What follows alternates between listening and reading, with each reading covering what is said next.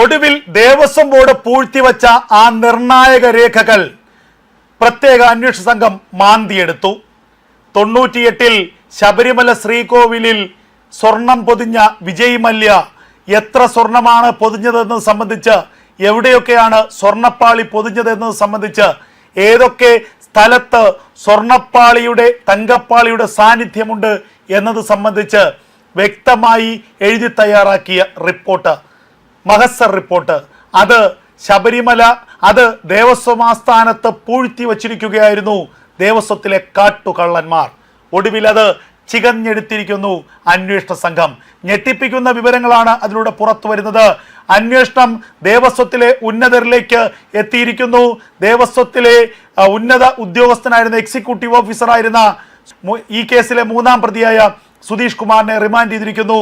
സുധീഷ് കുമാർ മുൻ Devaswom board president N വാസുവിന്റെ PA ആയിരുന്നു എന്നുള്ളതാണ് ഏറ്റവും ശ്രദ്ധേയമായ കാര്യം. അതുമാത്രവുമല്ല, ദേവസ്വത്തിലെ ഇടത് യൂണിയന്റെ പ്രധാനപ്പെട്ട നേതാവ് ദേവസ്വം ബോർഡിൽ നിന്ന് വിരമിച്ച ശേഷം പാർട്ടിയുടെ ബ്രാഞ്ച് സെക്രട്ടറി ആകാൻ ശ്രമിച്ചയാൾ, പാർട്ടി മെമ്പർ, CPM-ന്റെ വിശ്വസ്തൻ എൻ വാസുവിന്റെ PA ആയിരുന്നയാൾ. അപ്പോൾ ശബരിമല സ്വർണക്കൊള്ളയിൽ ഉന്നതന്മാരുടെ പങ്ക് ഓരോ ദിവസവും മറനീക്കി പുറത്തു വരികയാണ്.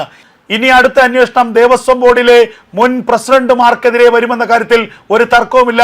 2019-ലെ ദേവസ്വം ബോർഡ് പ്രസിഡന്റായ N പത്മകുമാർ, അതിനുശേഷം പ്രസിഡന്റായി വന്ന N വാസു, അതിനുശേഷം നിലവിൽ പ്രസിഡന്റായിരിക്കുന്ന PS പ്രശാന്ത് തുടങ്ങിയവരിലേക്ക് അന്വേഷണം എത്താനുള്ള എല്ലാ സാഹചര്യങ്ങളും ഒരുങ്ങിയിരിക്കുന്നു. കേവലം മുരാരി ബാബുവിലോ ഉണ്ണികൃഷ്ണൻ നമ്പൂതിരിയിലോ മാത്രം സ്വർണക്കൊള്ളയുടെ കേസ് അന്വേഷണം അവസാനിക്കില്ല എന്ന് പ്രത്യേക അന്വേഷണ സംഘം സൂചന നൽകുകയാണ്. വലിയ വലിയ വിവരങ്ങളാണ് ശബരിമല സ്വർണക്കൊള്ളയുമായി ബന്ധപ്പെട്ട് പുറത്തു വരുന്നത്. ദേവസ്വം ബോർഡ് ആസ്ഥാനത്ത് നിന്ന് പ്രത്യേക അന്വേഷണ സംഘം കണ്ടെത്തിയ രേഖകൾ പ്രകാരമാണെങ്കിൽ ഏകദേശം 1550 ഗ്രാമോളം സ്വർണമാണ് ദ്വാരപാലക ശില്പങ്ങളിൽ വിജയ് മല്യ പൊതിഞ്ഞത്. 2908 ഗ്രാം സ്വർണം ഏകദേശം കട്ടിളപ്പാളിയിലും അതുപോലെ തന്നെ വാതിൽപ്പടിയിലും പൊതിഞ്ഞിട്ടുണ്ട്. 4300 ഗ്രാമിലധികം സ്വർണപ്പാളി ശബരിമല ശ്രീകോവിലിന് ചുറ്റുമുള്ള 8 തൂണുകളിൽ പൊതിഞ്ഞിട്ടുണ്ട് എന്നതാണ് ലഭിക്കുന്ന വിവരം. ഇത് കൂടാതെ മേൽക്കൂരയിൽ, ശബരിമല ശ്രീകോവിലിലെ മേൽക്കൂരയിൽ എത്ര സ്വർണം പൊതിഞ്ഞിട്ടുണ്ട് എന്നത് സംബന്ധിച്ച രേഖകൾ ഇതിനോടൊപ്പം ഇല്ല എന്നുള്ള നിർണായകമായ വിവരങ്ങളാണ് പുറത്തു വരുന്നത്. ഈ രേഖകൾ ആരെങ്കിലും ബോധപൂർവം മാറ്റിയതാണോ? ഈ രേഖകൾ നഷ്ടപ്പെട്ടതിന് കാരണം എന്താണ്? ഈ രേഖകൾ എന്തുകൊണ്ട് ഈ പ്രധാനപ്പെട്ട രേഖയുടെ ഒപ്പം ഇല്ല?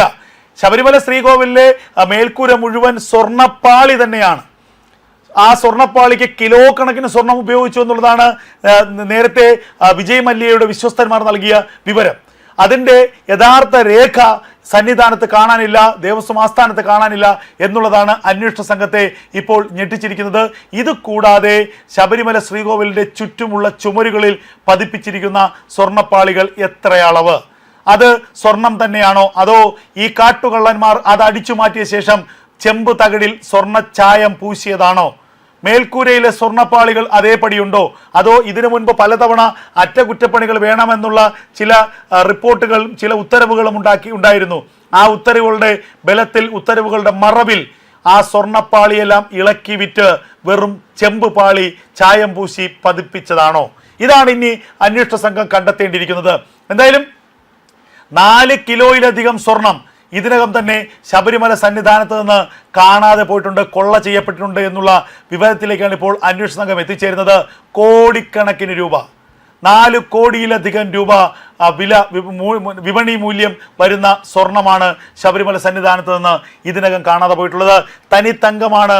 അതുമല്ല, ശബരിമല അയ്യപ്പസ്വാമിയുടെ ശ്രീകോവിലിൽ പതിപ്പിച്ചിരുന്നതാണ്. ഇതിൻ്റെ വില അമൂല്യമാണ്. മോഹവിലയ്ക്ക് ഇത് വിൽക്കാൻ ഈ കാട്ടുകള്ളന്മാർക്ക് കഴിഞ്ഞിരിക്കാം. അങ്ങനെയെങ്കിൽ ഈ സ്വർണത്തിന് വില നിശ്ചയിക്കാൻ കഴിയില്ല. അമൂല്യമായ ഒരു വസ്തുവായി ഇത് മാറും. എന്തായാലും ഓരോ ദിവസവും പുതിയ പുതിയ വിവരങ്ങളാണ് പ്രത്യേക അന്വേഷണ സംഘം കണ്ടെത്തുന്നത്. കേവലം ഉണ്ണികൃഷ്ണൻ നമ്പൂതിരിയോ മുരാരി ബാബുവോ വിചാരിച്ചാൽ ഇത്രയും വലിയ കൊള്ള നടത്താൻ കഴിയില്ല എന്നുള്ളത് ഉറപ്പാണ്. 2019 മുതൽ ആരംഭിച്ച കൊള്ളയാണ്. ലോക്ക്ഡൗൺ കാലത്ത് ശബരിമല സന്നിധാനം അടച്ചിട്ടിരുന്നപ്പോൾ എന്തൊക്കെ അമൂല്യ വസ്തുക്കൾ അവിടെ നിന്ന് നഷ്ടപ്പെട്ടിട്ടുണ്ട് എന്നുള്ളത് പരിശോധിക്കുകയാണ് അന്വേഷണ സംഘം. ഏറ്റവും ശ്രദ്ധേയമായ കാര്യം, ശബരിമല സന്നിധാനത്തെ സ്ട്രോങ് റൂമിൽ ഉള്ള അമൂല്യ വസ്തുക്കളുടെ വിവരങ്ങൾ പോലും മഹസ്സറിലും രജിസ്റ്ററിലും ഇല്ല എന്നുള്ളതാണ്. ഇത് ബോധപൂർവം എഴുതാത്തതാണ് എന്നാണ് അന്വേഷണ സംഘം കണ്ടെത്തിയിരിക്കുന്നത്. കാരണം ഇത് എഴുതാതെ ഒഴിവാക്കിയാൽ പിന്നീട് ഇത് കാണാതെ പോയാലും ആരും തിരിച്ചറിയാൻ പോകുന്നില്ല. സന്നിധാനത്തേക്ക് എത്തുന്ന അമൂല്യമായ വസ്തുക്കൾ, സ്വർണ്ണ ഉരുപ്പടികൾ, സ്വർണ്ണ നാണയങ്ങൾ, അതുപോലെ സ്വർണ്ണാഭരണങ്ങൾ, ഇവയൊക്കെ തന്നെ അതാത് സമയം രേഖപ്പെടുത്തണമെന്നുണ്ട്. പക്ഷേ അതിൽ പലതും രേഖപ്പെടുത്തിയിരുന്നില്ല എന്നാണ് ഇപ്പോൾ അന്വേഷണ സംഘം കണ്ടെത്തുന്നത്. എന്തിനേറെ പറയുന്നു, 98-ൽ വിജയ് മല്യ ഈ സ്വർണ്ണപ്പാളി പൊതിഞ്ഞ് നൽകിയതിന് ശേഷം അതിൻ്റെ വിവരങ്ങൾ പോലും ദേവസ്വം മഹസറിൽ, ദേവസ്വം രജിസ്റ്ററിൽ യഥാവിധി എഴുതി ചേർക്കാൻ ദേവസ്വം ബോർഡ് തയ്യാറായില്ല. അതിനു പിന്നിലും വലിയ കളിയുണ്ട് എന്ന് കൃത്യമായി അന്വേഷണ സംഘം മനസ്സിലാക്കുന്നു. അതിനുശേഷം രേഖകൾ ചോദിച്ചപ്പോഴോ എത്രയോ ദിവസങ്ങളായി അന്വേഷണ സംഘത്തെ കബളിപ്പിക്കുകയാണ് ദേവസ്വം ബോർഡ് ഉദ്യോഗസ്ഥർ ചെയ്യുന്നത്. ഇതോടുകൂടിയാണ് ദേവസ്വം ആസ്ഥാനത്ത് റെയ്ഡ് നടത്താനും ഏറ്റവും നിർണായകമായ ആ രേഖകൾ പിടിച്ചെടുക്കാനും തീരുമാനിച്ചത്. എന്തായാലും ഏറ്റവും പ്രധാനപ്പെട്ട ഒരു അറസ്റ്റ് കൂടി സ്വർണ്ണക്കൊള്ളയിൽ ഉണ്ടായിരിക്കുന്നു. ദേവസ്വം ബോർഡിലെ മുൻ ഉദ്യോഗസ്ഥനായിരുന്ന, ശബരിമലയിലെ മുൻ എക്സിക്യൂട്ടീവ് ഓഫീസറായിരുന്ന സുധീഷ് കുമാറിനെ അന്വേഷണ സംഘം അറസ്റ്റ് ചെയ്തിരിക്കുന്നു. ഇയാളെ കോടതി റിമാൻഡ് ചെയ്തിട്ടുമുണ്ട്. നിരവധി സ്വർണ്ണക്കൊള്ളയിലെ പ്രധാനപ്പെട്ട ഗൂഢാലോചനയ്ക്ക് പിന്നിൽ സുധീഷ് കുമാർ കൂടി പങ്കാളിയാണ് എന്ന് അന്വേഷണ സംഘം വ്യക്തമാക്കുന്നു. സുധീഷ് കുമാറാണ് സ്വർണ്ണപ്പാളിയെ ചെമ്പ് പാളി എന്ന് ദേവസ്വം മഹസറിൽ എഴുതി ചേർത്തത്. ഇത് തട്ടിപ്പിന് വേണ്ടിയാണ്. ഉണ്ണികൃഷ്ണൻ നമ്പൂതിരിയും മുരാരി ബാബുവുമായി ചേർന്നാണ് സുധീഷ് കുമാർ ഈ തട്ടിപ്പ് നടത്തിയത് എന്ന് അന്വേഷണ സംഘം കണ്ടെത്തിയിട്ടുണ്ട്. ഈ സാഹചര്യത്തിലാണ് കഴിഞ്ഞ രാത്രി സുധീഷ് കുമാറിനെ വീട്ടിൽ നിന്നും കസ്റ്റഡിയിലെടുക്കുന്നത്, പിന്നീട് അറസ്റ്റ് രേഖപ്പെടുത്തുന്നത്. മഫ്റ്റിയിലെത്തിയ അന്വേഷണ സംഘമാണ് സുധീഷ് കുമാറിനെ അറസ്റ്റ് ചെയ്തത്. സുധീഷ് കുമാറിന്റെ CPM ബന്ധം വലിയ രീതിയിൽ ചർച്ചയാകുന്നുണ്ട് സോഷ്യൽ മീഡിയയിൽ. കാരണം ദേവസ്വം ബോർഡിലെ ഇടത് യൂണിയന്റെ പ്രധാന പ്രവർത്തകനും നേതാവുമായിരുന്നു സുധീഷ് കുമാർ. അതുമാത്രവുമല്ല, എൻ വാസു, മുൻ ദേവസ്വം ബോർഡ് പ്രസിഡന്റ് എൻ വാസുവിന്റെ PA കൂടിയായിരുന്നു. വളരെ ശക്തമായ ഇടതുപക്ഷ ബന്ധമുള്ള ഒരു വ്യക്തി കൂടിയാണ് സുധീഷ് കുമാർ എന്ന വിവരമാണ് ഇപ്പോൾ അന്വേഷണ സംഘം നൽകുന്നത്.